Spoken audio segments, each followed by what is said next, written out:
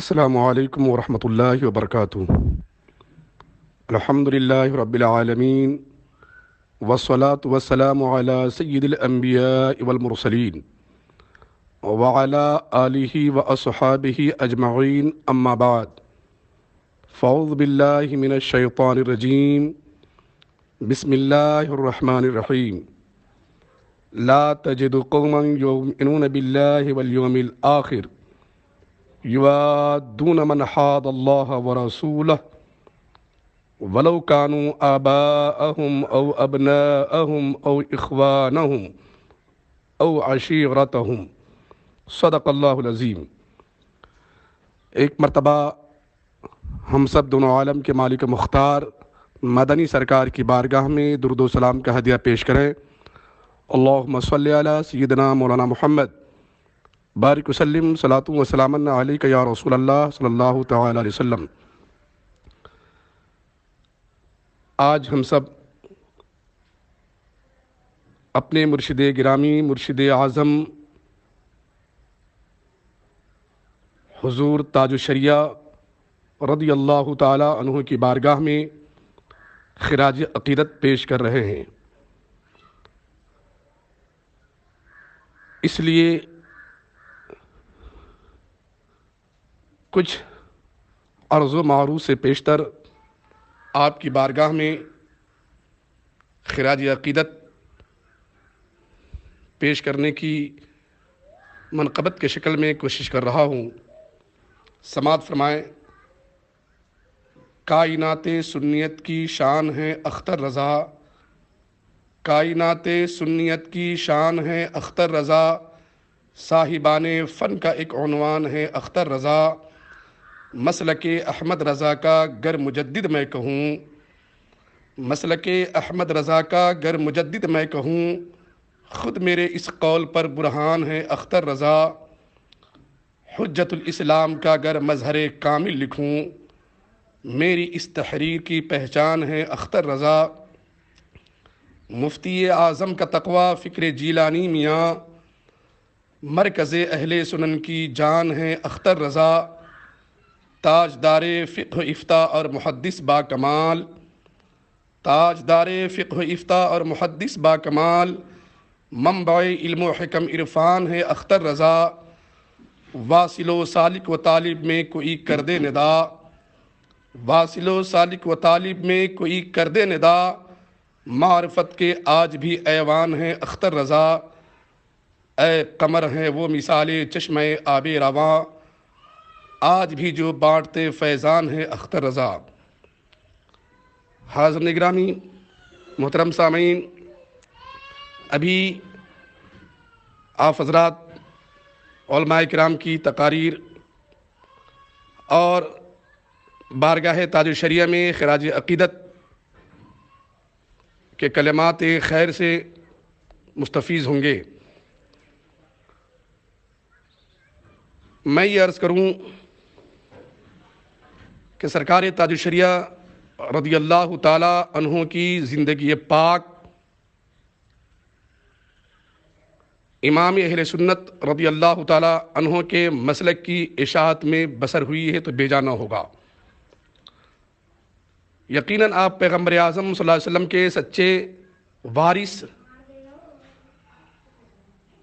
علوم مصطفیٰ کے واقعی وارث نائب مصطفیٰ ہیں، اور میرے آقا صلی اللہ علیہ وسلم نے جو احکام امت کے حوالے کیے ان تمام احکام پر خود بھی کاربند تھے اور آپ نے اشاعت بھی کی۔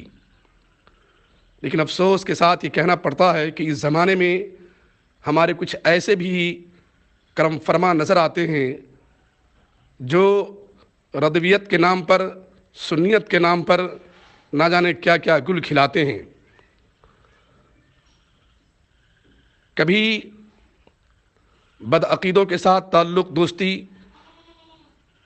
صلح کلیوں کے ساتھ اٹھنا بیٹھنا، ناجائز و حرام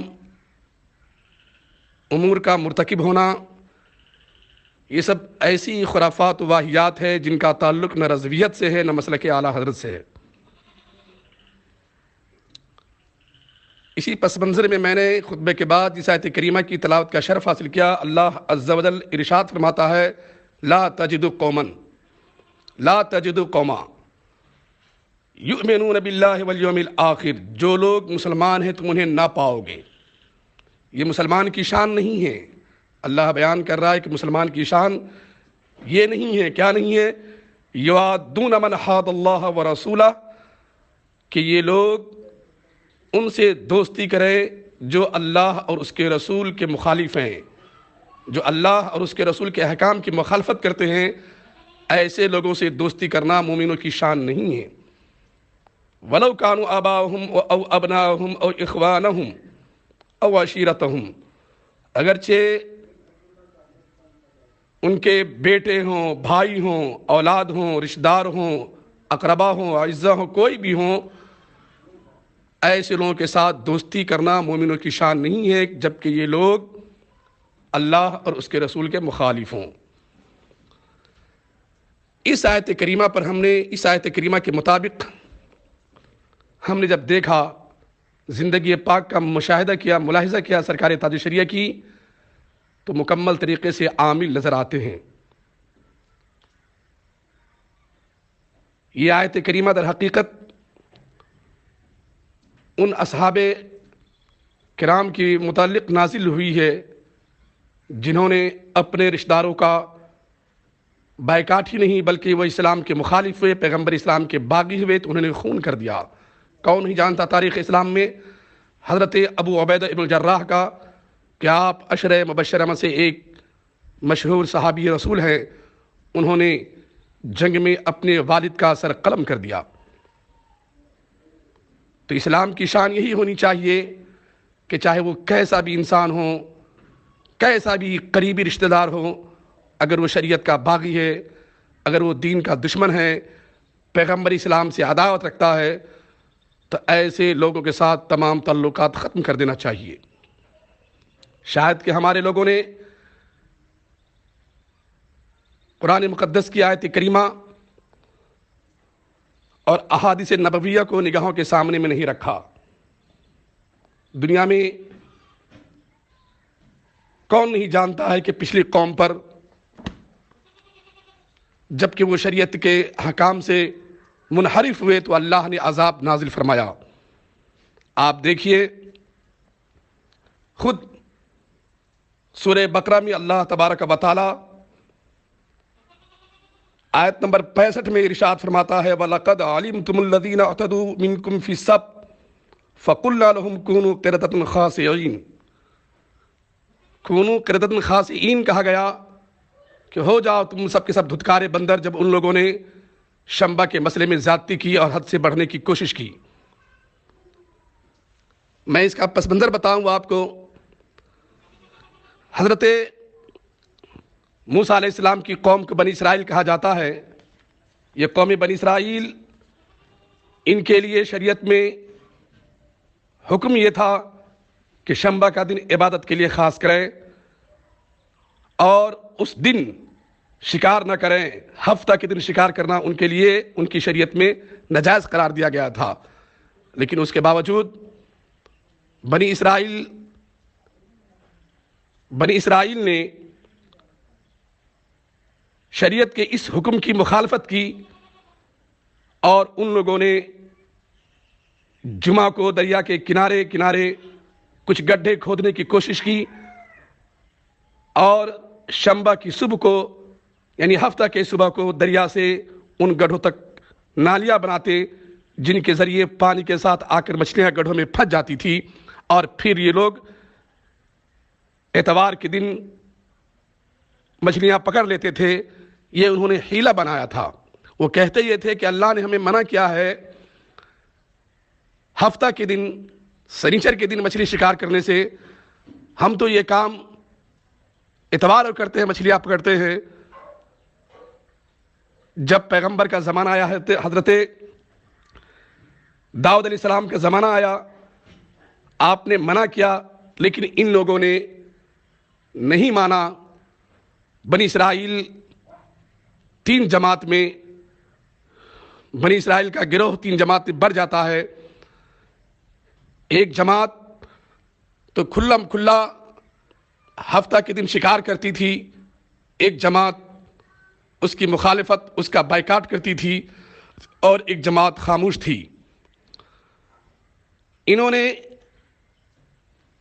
جن لوگوں نے ہفتہ کے دن شکار کرنا اپنا پیشہ بنا لیا، ہفتہ کے دن شکار کرنے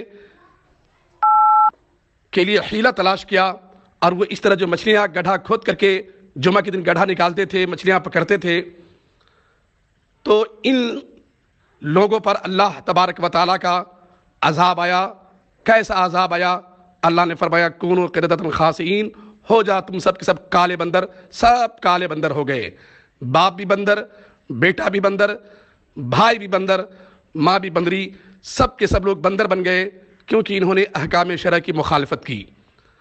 یہاں پر میں رک کر کے ایک بات عرض کروں کہ مجھے اب تک یہ سمجھ میں نہیں آیا کہ کیا ان پر جو عذاب نازل ہوا تھا بنی اسرائیل پر، یہ لوگ جو اس طرح حیلے بہانے کر کے مچھلیاں پکڑتے تھے، ان پر جو عذاب آیا تھا، کیا ان لوگوں نے کسی کفر کا ارتکاب کیا تھا؟ ایسا بالکل نہیں ہے، بلکہ انہوں نے ایک حرام کام کو اپنے طریقے سے حلال سمجھ کر انجام دینے کی کوشش کی، تو اللہ تبارک و تعالیٰ نے ان پر یہ عذاب نازل فرمایا۔ اب محفوظ کون لوگ رہ گئے؟ وہ لوگ محفوظ رہ گئے جنہوں نے بائیکاٹ کیا تھا، وہ عذاب سے بچ گئے۔ اب بتائیں آپ حضرات، کیا اس زمانے میں، آج کے دور میں، جو لوگ ہر معاملے میں ہیلے بہانے تلاش کرے، دین کے، شرع کے ناجائز امور کو جائز کرنے کی کوشش کرے، کیا وہ لوگ اللہ تبارک و تعالیٰ کے عذاب میں مبتلا نہیں ہوں گے؟ یقیناً اجتماعی عذاب اگر نہیں آئے گا تو کیا انفرادی طور پر اللہ تبارک و تعالیٰ کے عتاب میں وہ لوگ نہیں آئیں گے؟ یقیناً آئیں گے۔ ہمارے علماء کرام، علماء ربانین، ان میں سر فہرست نام آتا ہے سرکار تاج الشریعہ کا، جنہوں نے پوری زندگی اللہ تبارک و تعالیٰ کے احکام کی مخالفت کرنے والوں کا بائیکاٹ کیا، رد کیا، چاہے کوئی بھی ہو، خاندان کا فرد ہو، چاہے قریبی شخص ہو یا مالدار ہو، علامہ ہو، فہامہ ہو، طاقتور ہو، کسی اعتبار سے کوئی بھی ہو، اگر وہ احکام شرع کی مخالفت کیا ہے اس نے، تو سرکار تاج الشریعہ نے سب سے پہلے ان کا بائیکاٹ کیا ہے۔